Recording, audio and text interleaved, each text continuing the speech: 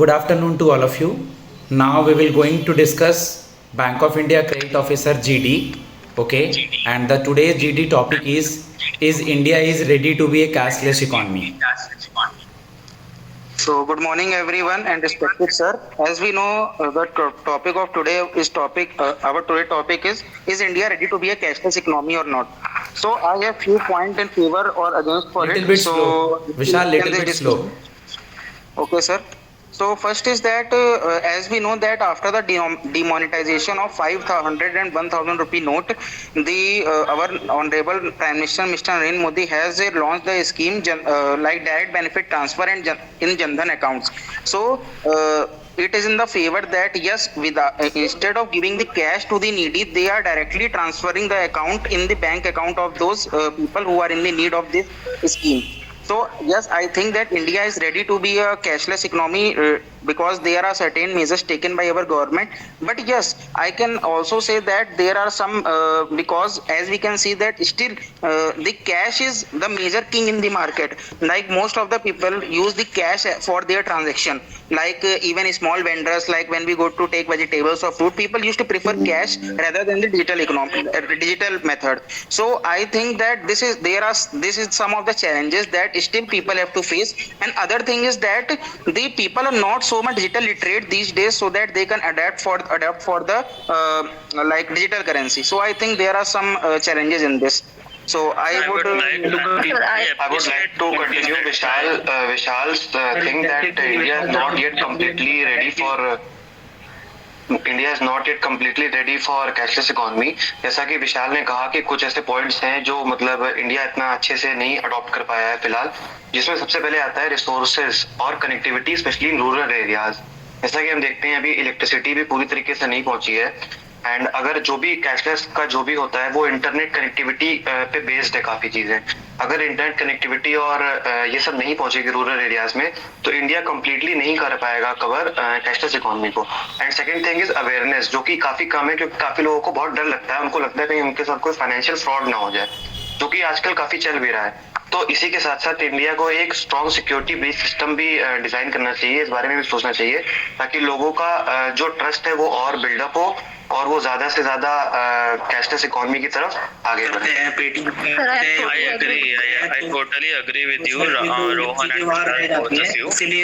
I would like एक second दोनों एक साथ बोल रहा है तो किसी एक को तो रोकना पड़ेगा. हम ही कोई जतिन बोलने दो विशेष को. Okay. Yes, I would agree with Rohan here that India is not yet ready to become a cashless economy completely. I would like to highlight that no country in the world has achieved that first of all. Like till now, even we would agree, all of us would agree that India is not yet a fully developed country.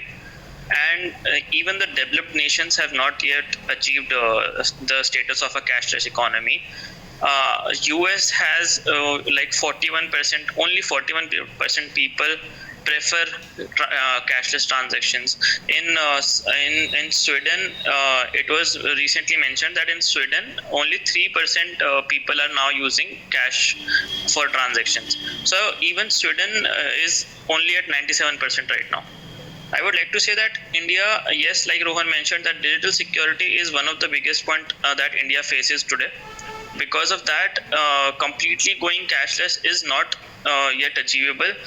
Digital security can be like tackled with different forms, like now Aadhaar enabled payment systems are being used. So these kind of solutions are present, but they are yet to be fully employed. Similarly, this direct benefit transfer scheme, like Vishal mentioned, Jan Dhan accounts, like Vishal mentioned, yes, they are beneficial. Directly subsidy is given to the customer or the consumers. But however, we have still seen the cases where some of these things are now where some of these things or some of these subsidies were indirectly transferred to some other accounts, as they were like basically corruption still follows.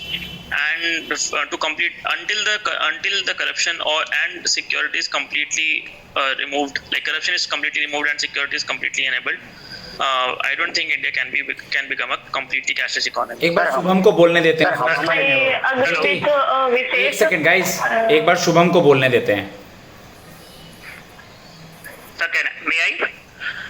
वहाँ में बोलना नहीं होगा, यहाँ पे ये लोग मौका नहीं देंगे। तेरा फर्स्ट टाइम है इसलिए मैंने तुम्हें आज मतलब मौका दिया है। या Okay, sir.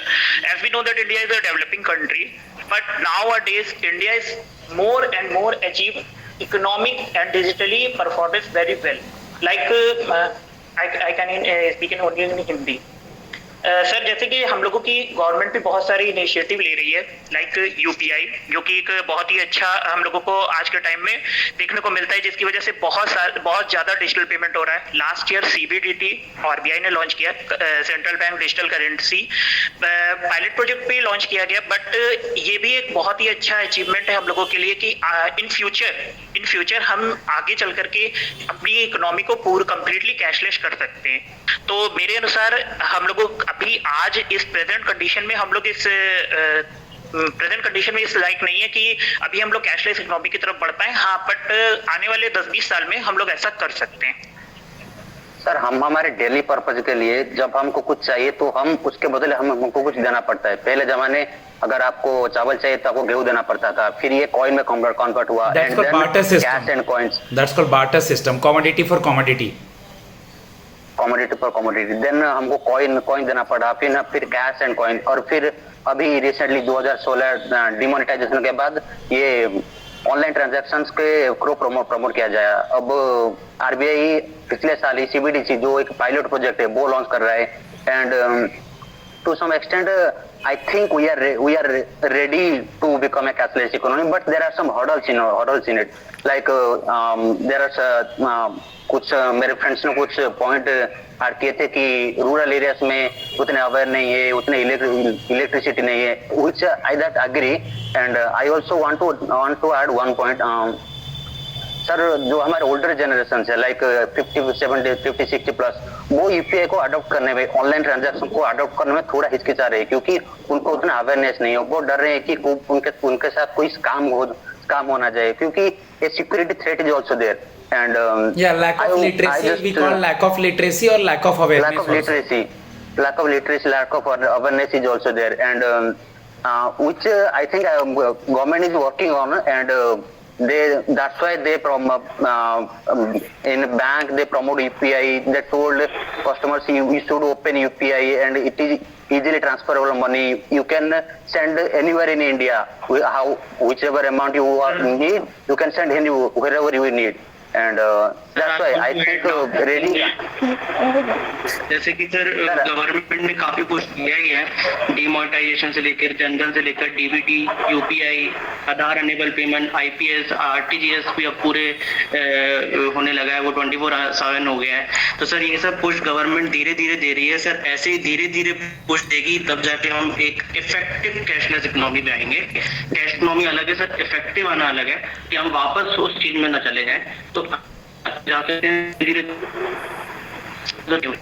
सर मैं ये नहीं बोल रहा कंप्लीट कैशलेस हो जाएगा, पर जतिन का वॉइस ब्रेक हो रहा है। ज्योति एक बार टर्न देते हैं संजीदा और विधि को भी, तब रिपीट करना डबल, पहले संजीदा और ज्योति को। जैसे कि ज्योति प्रकाश ने जतिन, बोला तुम म्यूट कर लो। कि जो कैशलेस मतलब कि बोले क्या, हाँ संजीदा। भी नहीं मिलेगा यहाँ पर।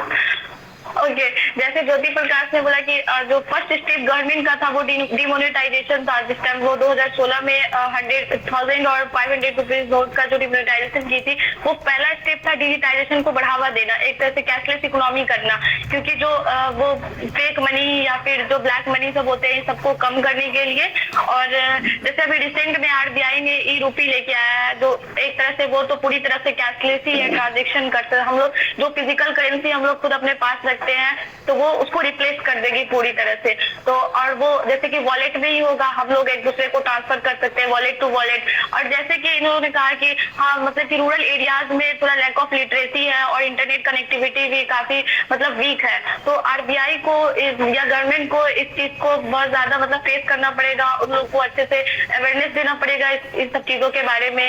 और जो वो टेक्नोलॉजी है वो काफी मतलब पावरफुल बनानी पड़ेगी, ताकि जो मतलब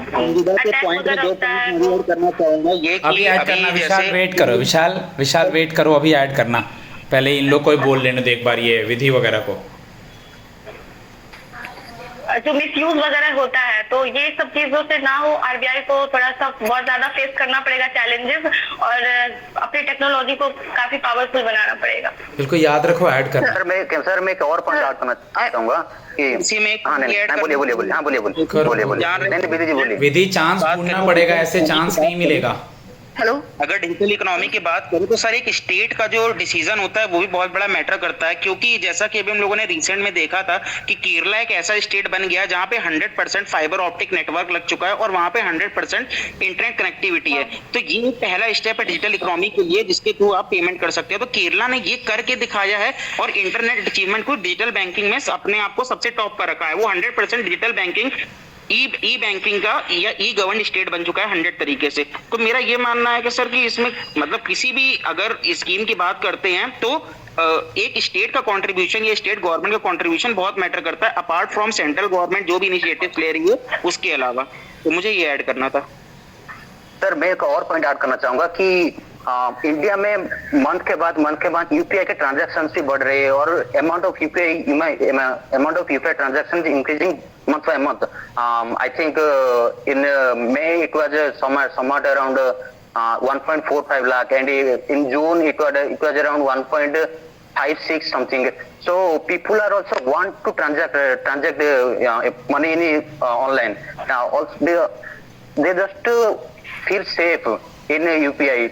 but there are some cases like UPI में बहुत सारे ग्लिचेस होते हैं एंड इसके वजह से ट्रांजैक्शन रुक जाता है और मैसेजेस नहीं आते। तो उसके ऊपर हमें कुछ वर्क करना चाहिए। And please complete let me complete and Nidhi को दे दो chance sir. Let us please give Vidhi a chance. Vidhi, I request you to please speak. आवाज आ रही है सर?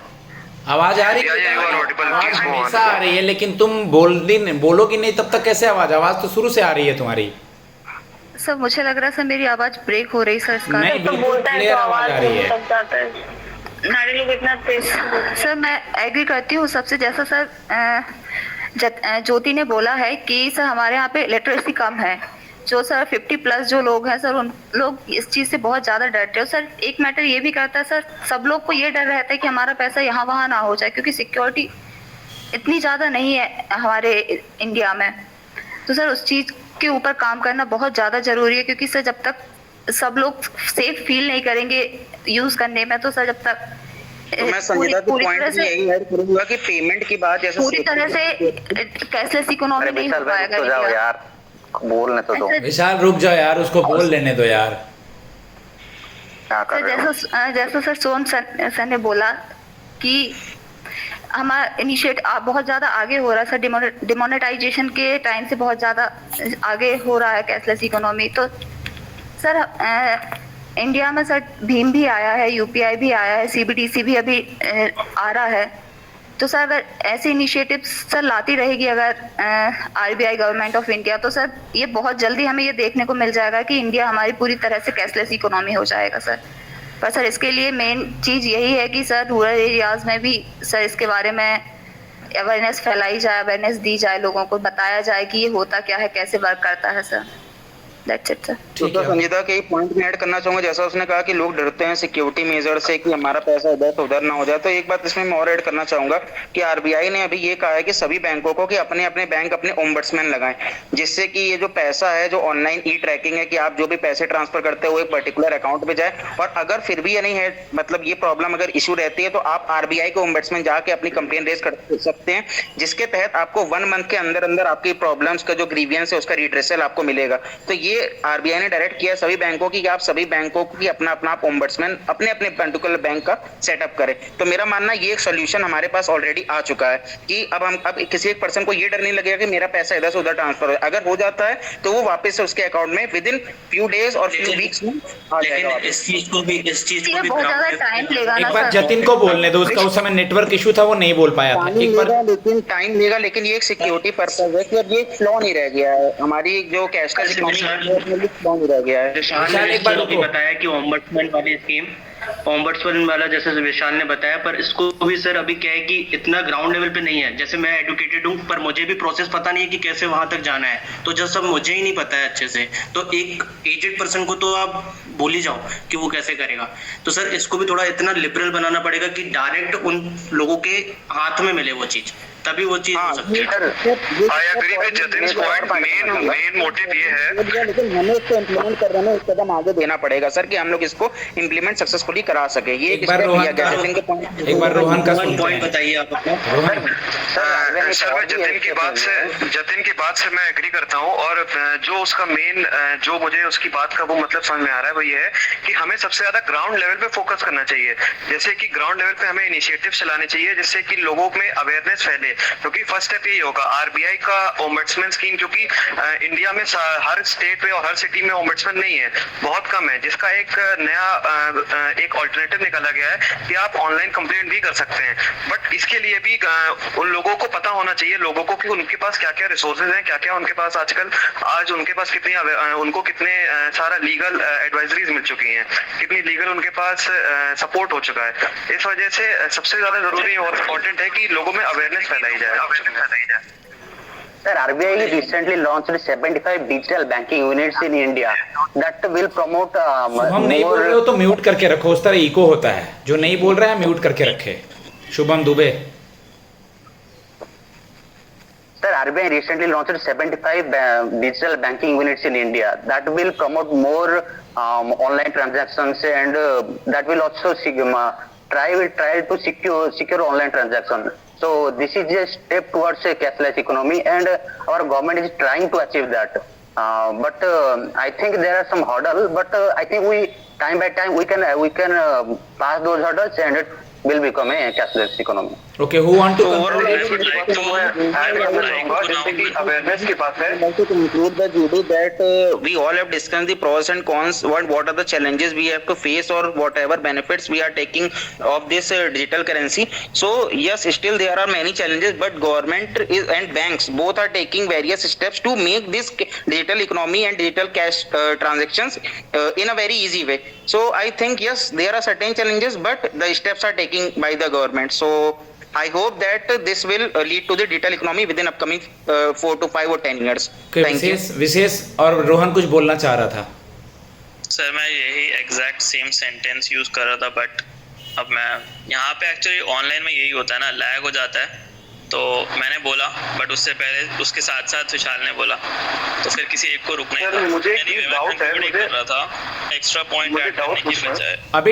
अभी नहीं रोहन, डाउट अभी करेंगे जब हम इसको क्लोज कर लेंगे रिकॉर्डिंग को। अभी फिलहाल कंक्लूड करना है किसी को? डाउट हम लोग अभी डिस्कस सर करेंगे। हो ही गया, अब विशाल ने कर दिया, मैं बाद में बताऊंगा कि क्या मेरे को सही लगा गलत लगा। ठीक है, कोई कंक्लूजन में कुछ और? कंक्लूड करने के लिए सर। हाँ जतिन कह रहे बोल दो सर, हैं। conclude। शुभम कुछ बोलना है तुम्हें? एक सेकंड वेट एवरीवन। जी सर। हाँ बोलो शुभम, कुछ बोलना है? और हाँ सर जैसे कि हम लोग देख रहे हैं कि हम लोगों के इंडिया में फाइनेंशियल अवेयरनेस की बहुत सारी कमी है, लेकिन ग्राउंड लेवल पर जैसे हम लोगों के पास बहुत सारे अधिकार है, सब कुछ है, लेकिन ग्राउंड लेवल पर खासकर रूरल पर्सन को, जो अनएजुकेटेड पर्सन है, उनको कुछ भी नहीं इस बारे में मालूम है।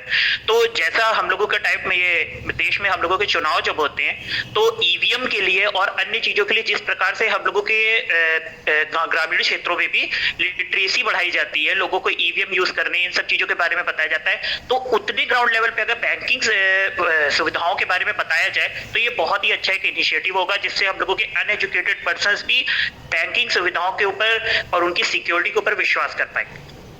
Okay guys, just wait.